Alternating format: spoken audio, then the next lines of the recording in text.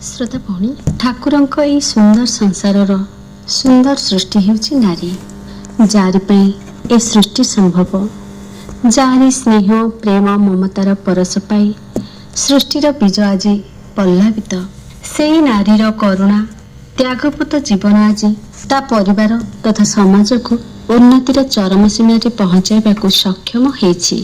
जन्मठू नहीं मृत्यु पर्यंत से अनेक रूपरे संसार तार कर्तव्य संपादन करि चलिछि।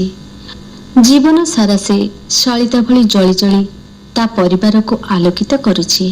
पिलाटी दिनरू से निज परिवार संस्कार रे शिखि आसीछि जे ता पई परिवार ही सबटु गुरुत्वपूर्ण। सेई कथा को से मृत्यु पर्यंत अक्षरे अक्षरे पालन करुछि। सतरे श्रोता भौणी आज समाज आधुनिक शिक्षित हेउछि, तथापि भी नारी निर्यातनार अंत घटुनी। एई आधुनिक समाज रे नारी ता पई स्वतंत्र जगहटीए सृष्टि करिबी आज अनेक स्थान रे से अवहेलित निष्पेषित। जेते दिन पर्यंत नारी समाज निजे निजको न चिन्हिछि से आर्थिक स्तर रे कहंतु बा सामाजिक किंबा स्वास्थ्यगत स्तर रे उन्नति केबे मध्य संभव नुहे भौणी। कहा जाए शरीरम मध्यम खलु धर्म साधनम, जार अर्थ हेउछि जेकोसी कार्य करबाको हेले मध्य प्रथमे सुस्थ शरीरर आवश्यकता रहिछि निश्चय। शरीर सुस्थ एवं रोगमुक्त थिले ना सब कार्य करबाको मनरे स्पृहा जन्मिबो। आउ मन भितर एई इच्छा बा स्पृहार जाग्रत पाई निजको सब बेले प्रफुल्ल रहिबा आवश्यक, जहाँकि कौनसी बजार रे मिले ना भौणी। ता पई प्रथमे दरकार उत्तम स्वास्थ्य निरोग शरीर। साधारणतः महिला माने निज स्वास्थ्यर जत्न ठीक रूपे नियंतिनी, काहेकि ना तांको कामरो से दैनंदिन कार्य कहंतु बा ऑफिस रो समय ही मिलेनी नारी को।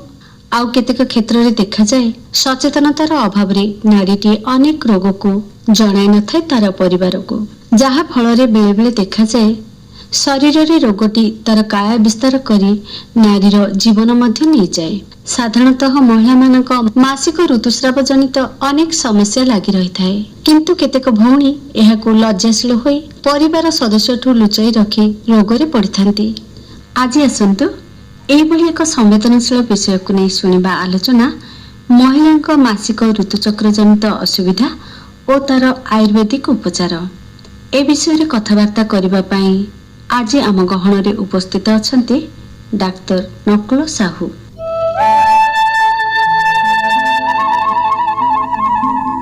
सर नमस्कार। नमस्कार। आपण को आम महिला महल कार्यक्रम को अनेक अनेक स्वागत।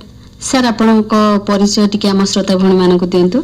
मु डॉक्टर नकुल साहू कविराज अनंत त्रिपाठी शर्मा आयुर्वेदिक कॉलेज रो मेडिकल अफसर कम शिक्षकता करथली। सेठू आपण स्वागत रे मु आसीछि। सर वर्तमान आपण कार्यरत ना अवसर प्राप्त? वर्तमान कहंतु आयुर्वेदिक माने कोन ओ ताहा मानव समाज पई किभली प्रभाव पके आसुछि? आयुर्वेद विज्ञान बहुत प्राचीन, आज को प्राय 5000 वर्ष पूर्व जहा कि ऋषि मुनि माने हमको देइथिले। ए आयुर्वेद प्रथम रे दक्ष प्रजापति इंद्र अश्विनी कुमार को द्वारा आमर स्वर्ग रे रहिथिला। परे महर्षि भरद्वाज स्वर्ग को जाई इंद्र उठे शिक्षा ग्रहण करी आनी मर्त्य जो लोक माने असात्म्य खाद्य खाउछन्ति, आहार विहार करुछन्ति, तांके सुस्थ रहिया पई भरद्वाज महर्षि त्रिसूत्र रे हेतु माने प्रतिरोगर कारण कौन, लक्षण कौन, चिकित्सा कौन, आपको त्रिसूत्र कहा जाए। तीन सूत्र अनुसार ताको शिखी आसिक ऐसे मर्त्य रे तांकर सब शिष्य मानक देले। सुश्रुत, याज्ञवल्क, हारित, क्षार पानी, चरक ए समस्ते तांकर ग्रहण कले। से शिक्षा ग्रहण करी थिवा एई जो विज्ञान ताको आयुर्वेद कहा जाए। ए आयुर्वेद आमर प्राकृतिक जिनिस घरे बारे जे सब जिनिस से भितर केवल सीमित नहीं, आम चेरमूली जार जोग, आसन, प्राणायाम, दिनचर्या, ऋतुचर्या ए समस्त गोटे गोटे सदाचार व्यक्ति केमती व्यवहार कर जीवनचर्या ए सब गुड़ा द्वारा समृद्ध जो विज्ञान आयुर्विज्ञान आयुर्वेद कहले आयु कहले जीवन, वेद कहले ज्ञान, जीवन उपरे जो ज्ञान ताकू कहा जाए आयुर्वेद। वर्तमान तो सारा प्राय दुनिया प्रदूषण रे भर्ती हो जाइछि जोड़ा आमे कोरोना समय रे ठीक बुझी पारथिले आଜ୍ଞା। कोरोना समय रे जेतेबेले गाड़ी आउ बा कल कारखाना सब बंद हेला से समय रे प्रदूषण रो मात्रा बहुत परिमाण ह्रास होइतिला ए जो प्रदूषण रो मात्रा दिन को दिन बढ़िया लागिछि जा फल रे कि हमर दुनिया कलुषित हेबार लागिछि जेते अधिक हेई जाउछि प्रदूषण रो मात्रा मनीष सेते रोगाग्रस्त रोगाग्रस्त। हेई जाउछि अनेक प्रकार नुआ नुआ रोग मनीष समाज को आक्रांत करूछि आଜ୍ଞା। आ ए विषय रे महिला माने भी किछि पछरे आक्रांत। नहते महिला माने भी बहुत परिमाण रे आक्रांत होचंदी से माने अनेक रोगर शिकार हेउचंदी आଜ୍ଞା। से भितरे महिला मानकर ऋतुचक्र जनित समस्या त गोटे बड़ समस्या आଜ୍ଞା। महिला मानक ऋतुचक्र जनित समस्या कौन हुए बोली आपण भाबुचंदी ए समस्या सब किपरि आयुर्वेदिक द्वारा भलो होई परिबो कि महिला मानकर ऋतुचक्र विषय जदि ଯିବା केवल आयुर्वेद विज्ञान सेमानंकु आरोग्य दे परिबो आगे अन्य आधुनिक साइंस केवल हार्मोन चिकित्सा अधिक करने द्वारा विभिन्न प्रतिक्रिया हब एणु हार्मोन चिकित्सा अपेक्षा आयुर्वेद चिकित्सा सर्वोत्तम एणु महिला मान जो चिकित्सा रही केवल आयुर्वेद भल एवं गंठीबात जो बात रोग आयुर्वेद भल एणु मुख्यतः महिला मान जावतीय रोग आयुर्वेद ही करा जाए सफल चिकित्सा रही सब कहीपरि आपण चाहूँगी ऋतुचक्र एवं गोटे नारी प्यूबर्टी बा प्रथम ऋतुचक्र जो तार आरंभ होची तार परिवेश उपरे आपण जो परिवेश दूषित हो जाए आमर समाज व्यक्ति मानकर महिला मानकर किशोरी मानकर मानसिक स्थिति मध्य बहुत बदल जाइए तो बापा मानकर आदेश रे बा तांकर आज्ञा को अवमानना करनथिले एबे से माने बहुत समय विभिन्न प्रकार वीडियो देखुचंती टीवी देखुचंती बापा माँ गोटे जगह बसी झील सहित विभिन्न प्रकार टीवी रे देखुचंती पारिवारिक चित्र सब देखुचंती सेतल से माने ब्रह्मचारिणी थिले बा से माने एई सब देखिवार सुযোଗ पाउ नथिले आ सिनेमा जाउ नथिले बा मोबाइल बारंबार विभिन्न अश्लील वीडियो भी देखियार सुযোଗ पाउ नथिले आपण भाबुचंदी ए जिंस गुडाक मनुष्य बा महिला मानकर मस्तिष्क ऊपर प्रभाव पके जब ऋतुचक्र जनित समस्या देखा जाउछि एले ऋतुचक्र महिला मानकर गाँ गहल एतटा ना जति सहर रही जो उत्तेजना परिस्थिति से गुड़ाक सहर जी अच्छी गाँ गहल ना बा से सुযোଗ पाना गाँ गहल झील से इंटरनेट रे वीडियो वीडियो देखुना मोबाइल किंतु सहर अधिक देखुंट सहर सब सांगसाथी बजार बुलवा बजार परिवेश को देखा तांकर वस्त्र परिपाटी गाँ गहली झील अपेक्षा सहर झील मानकर अलग जहाँपर से ता द्वारा हार्मोन सिक्रेशन आमर ऋतुचक्र संपूर्ण उपरे हार्मोन बा अंतस्राव उपरे निर्भर कर अंतस्राव उपरे अधिक प्रभाव पड़ुछि जेहेतु सहर झील माने 10 वर्ष 12 वर्ष जदि मैच्योरिटी पाई जाउछंती ऋतुचक्र आरंभ हो जाउछि गाँ गहले दियो 12 14 वर्ष रे ऋतुचक्र आरंभ होउछि आगे बात करे अबे आईन अनुसार दंडनीय ऋतुचक्र आरंभ हो जाउछि एणु ऋतुचक्र आरंभ हवाटा परिवेश उपरे मध्य प्रभाव पकाउछि जदि परिवेश भल रहे तेबे ऋतुचक्र 12-14 वर्ष रे ऋतुचक्र आरंभ हो आगे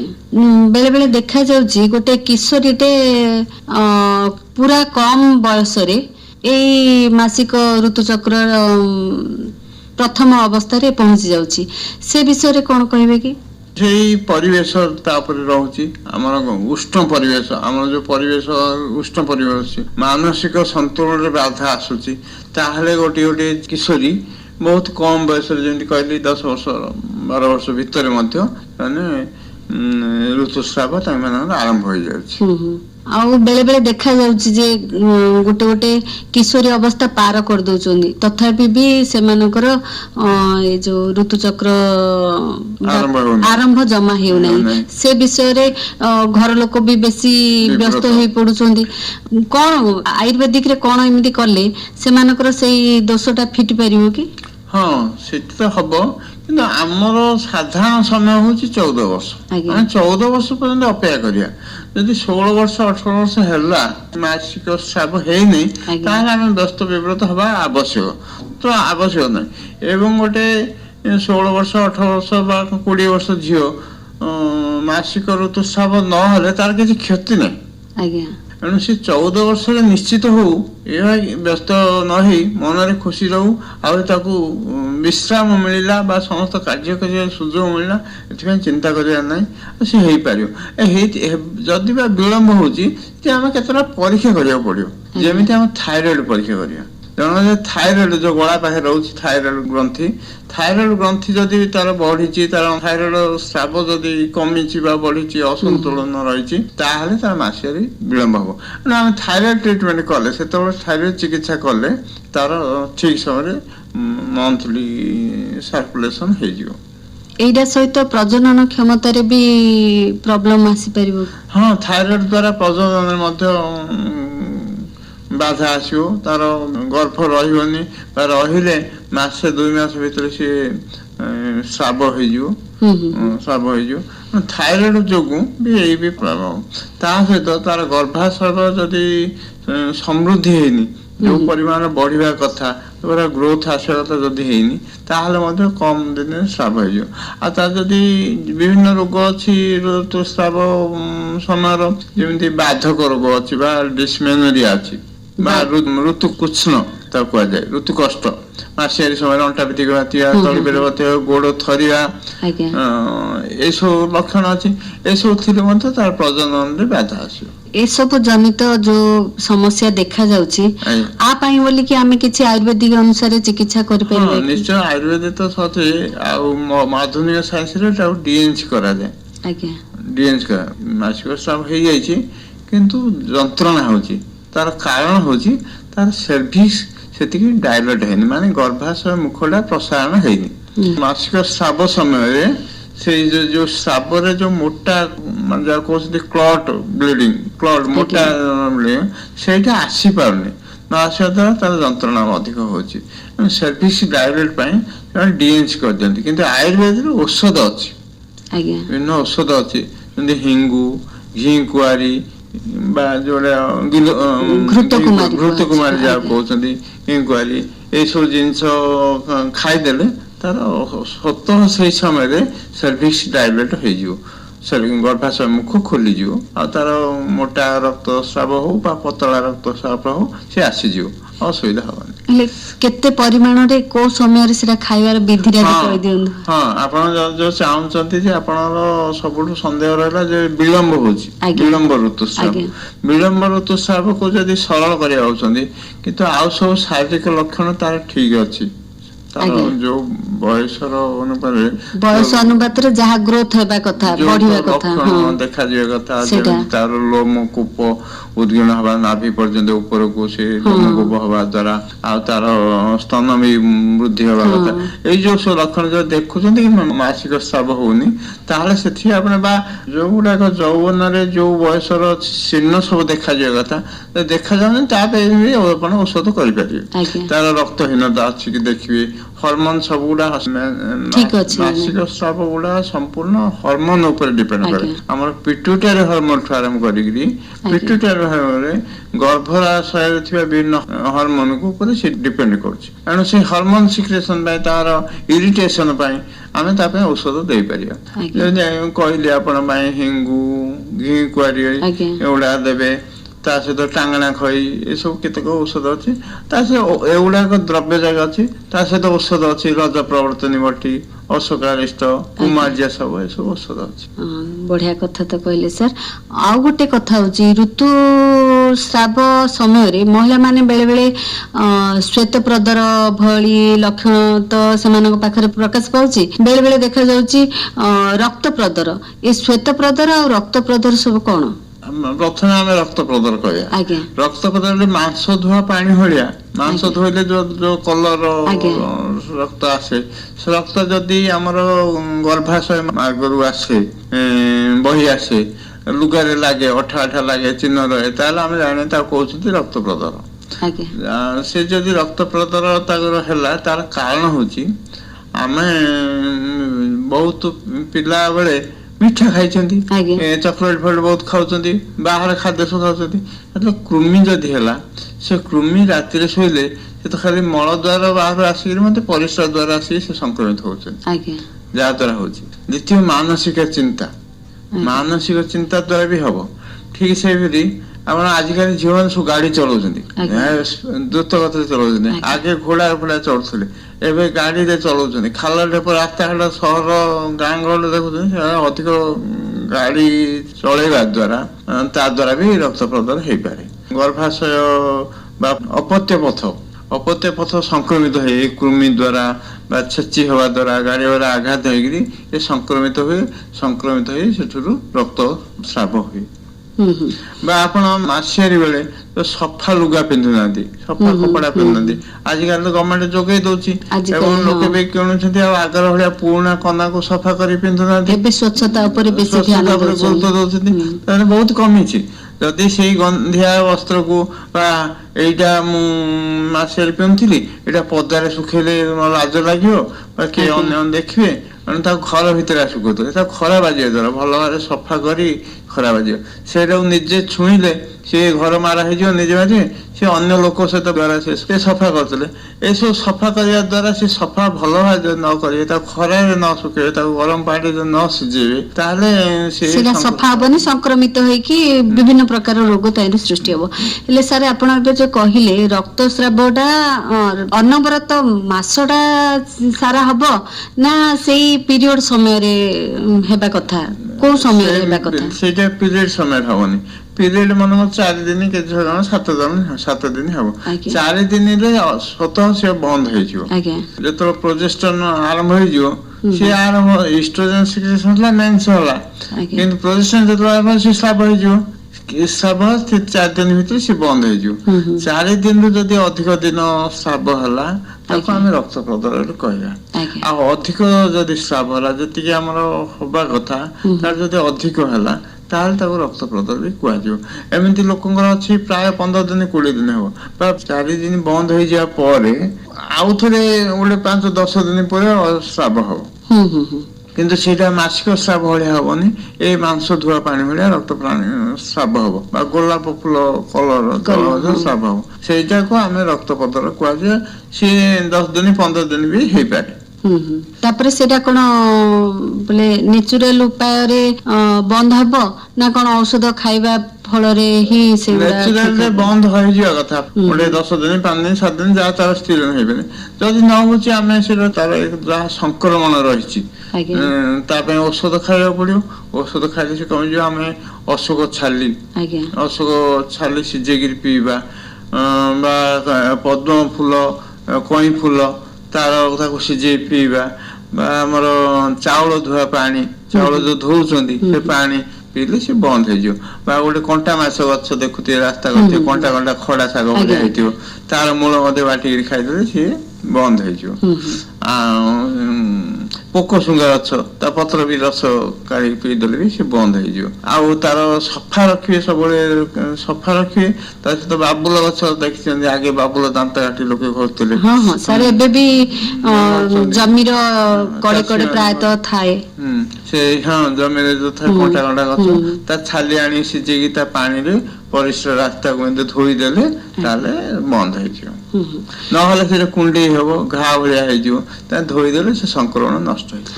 ସାର୍ ବର୍ତ୍ତମାନ କୁହନ୍ତୁ, ମହିଳାଟିଏ ଯେତେବେଳେ ଋତୁସ୍ରାବ ତାର ହୁଏ ସେ ସମୟରେ ସେ ଯୋଉ ରକ୍ତର କଲରଟା କିପରି ହେବା ଦରକାର? ବେଳେ ବେଳେ ଦେଖାଯାଉଛି ସମସ୍ୟା ମାନେ କଳା ଦେଖାଯାଉଛି, ସେଗୁଡା ତାର ନେଚୁରାଲ କଲରଟା କଣ ହେବା ଦରକାର? ଠେକୁଆ ରକ୍ତ ଭଳିଆ, ଗୋଲାପୀ ରଙ୍ଗ ଯୋଉଟା ସେ ଭଳିଆ ହେବା ଉଚିତ। ଶ୍ଵେତ ପ୍ରଦାହ ବିଷୟରେ କିଛି କୁହନ୍ତୁ। ଠିକ ସେଇଭଳି ଶ୍ଵେତ ପ୍ରଦାହ ମଧ୍ୟ ଅଧିକ ଗାଡି ଚଲେଇବା, ଅଧିକ ପୁରୁଷ ସଙ୍ଗମ କରିବା, ବା ବିଭିନ୍ନ ଭଙ୍ଗୀରେ କରିବା, ଆଉ ମାନସିକ ଚିନ୍ତା, ପାରିବାରିକ ଚିନ୍ତା, ନିଜ ବୃତ୍ତିଗତ ଚିନ୍ତା, ସବୁ ବିଭିନ୍ନ ଚିନ୍ତା ଦ୍ୱାରା ମନ ଉପରେ ଚାପ ପଡିକିରି ଶ୍ଵେତସ୍ରାବ ହୁଏ। ବା ଏଇ ଯୋଉ କୃମି କଥା କହିଲି, ଏ କୃମି ମଧ୍ୟ ସଂକ୍ରମଣ ହେଇକିରି ପରିସ୍ରା ରାସ୍ତାକୁ ଯଦି ସଂକ୍ରମିତ ହେଲା ତାହେଲେ ରାତ୍ରରେ ସଂକ୍ରମିତ ହେବେ, ପ୍ରାତରେ ସେମାନେ ପଳେଇଯିବେ ପୁଣି ତାଙ୍କ ଆଜ୍ଞା। ସ୍ଥାନ। ଏହା ଦ୍ୱାରା ଆମେ ଜାଣିପାରିବାନି ସିଏ କିନ୍ତୁ ସଂକ୍ରମିତ ହେଇଥିବ ବା ସେଟା ଆମେ ବେଶୀ କୁଣ୍ଡେଇ ଦେଲେ ଯାହାର ସେଟା ସଂକ୍ରମିତ ହେଲା ବା କ୍ଷତ ହେଲା ସେ କ୍ଷେତ୍ରରେ ବି ଧଳା ସ୍ରାବ ହବ।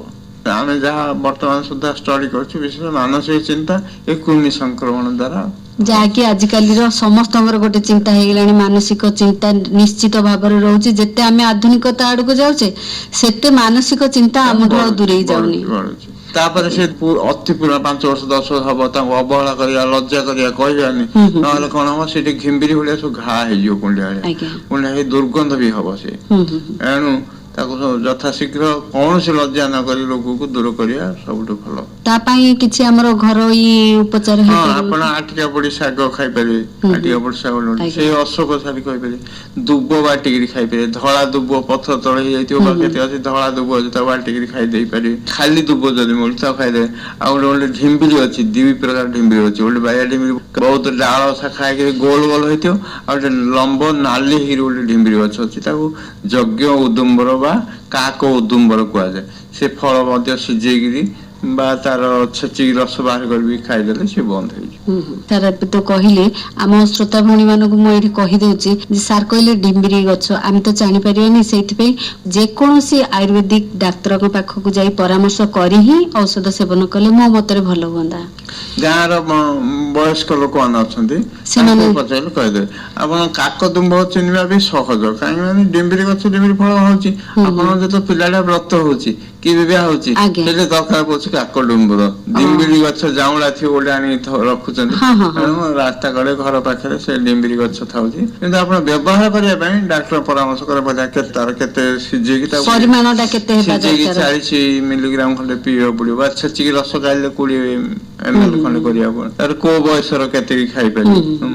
ଆମର ମାତ୍ରାଟା ଲୋକର ରୋଗ ଉପରେ ମନେକର ରୋଗ ସଂକ୍ରମଣ 5 ବର୍ଷ ହେଲାଣି ଶ୍ଵେତପ୍ରଦର କି ରକ୍ତପ୍ରଦର 5 ବର୍ଷ ହେଲାଣି ତେଣୁ ସେ ବହୁତ ଦୁର୍ବଳ ହେଇଯାଇଥିବ ଶୁଖିଯିବ ହାତ ପାଦ ଜଳିବ ମୁଣ୍ଡ ବଥା ହବ ସାଧାରଣରେ ଥଣ୍ଡା ଧରିଦବ ଏମିତି ରୋଗ ରକ୍ତହୀନତା ବି ଦେଖାଯିବ ଏସବୁ ହେଇଥାଏ।